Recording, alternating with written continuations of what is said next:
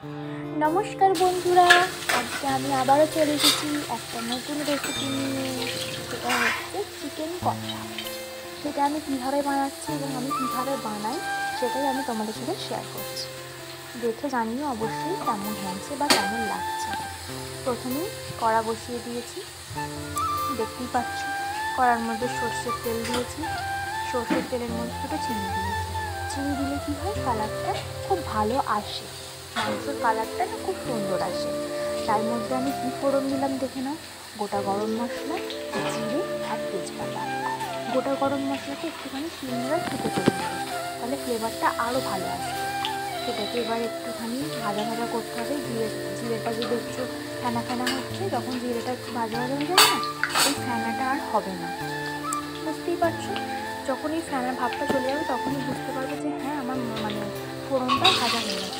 এবার তার মধ্যে আমি দিয়ে দিলাম হচ্ছে চেরা কাঁচা লঙ্কা। চেরা কাঁচা লঙ্কাটা একটু আবার ভাজা ভাজা হয়ে গেলে তার মধ্যে আমি দিয়ে দেবো হচ্ছে তোমার ওই কেটে রাখা পেঁয়াজ কুচি। তোমরা তোমাদের প্রয়োজন মতন পেঁয়াজ দিও, আমার যেইটুকু লাগবে বা যতটুকু আমার প্রয়োজন আমি সেইটুকুই পেঁয়াজ এখানে ইউজ করছি। তোমরা যেরকম পেঁয়াজ খাও সেরকম তোমরা, বা যেরকম মাংস অনুপাতে তোমরা তোমাদের মতন পেঁয়াজটা মাপ করে কেটে নিও। তো দেখতেই পাচ্ছি আমি কড়ার মধ্যে এখন পেঁয়াজটা দিয়ে দিচ্ছি।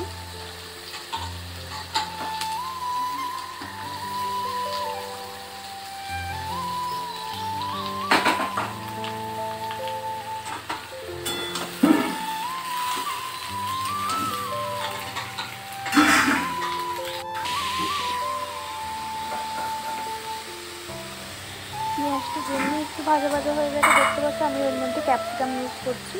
ক্যাপসিকামটাও আমি অ্যাড করে দিলাম। এবার পেঁয়াজ আর ক্যাপসিকাম দুটো একসাথে একটু ভাজা ভাজা হবে।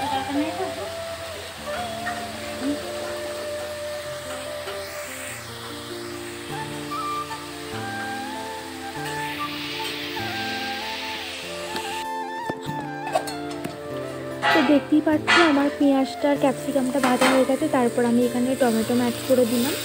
এবার এটা আমি ততক্ষণ ভাজবো যতক্ষণ না এটা একটু পেঁয়াজটা একটু লাল লাল পাড়া ভাজা হচ্ছে, ততক্ষণ আমি পেঁয়াজ, টমেটো আর ক্যাপসিকাম এটাকে ভাজতেই থাকবো।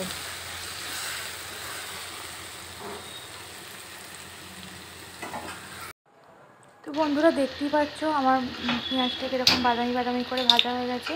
আর এর মধ্যে আমি কী কী মশলা অ্যাড করে দিলাম দেখো। আদা বাটা, রসুন বাটা, হলুদ গুঁড়ো, লঙ্কা গুঁড়ো, কাশ্মীরি লঙ্কার গুঁড়ো, জিরে গুঁড়ো, সমস্ত কিছু অ্যাড করে দিলাম। এবার আমি মশলাটা ততক্ষণই কষাবো যতক্ষণ না মশলাটা থেকে তেল ছেড়ে আসছে।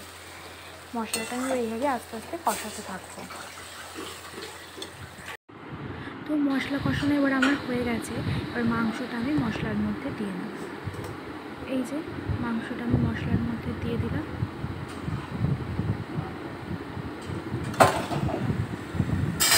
দিয়ে আর ভালো করে মশলার সাথে মাংসটাকে মাখিয়ে নেব কড়াতে খুন্তির সাহায্যে। মাখানো হয়ে গেলে এবার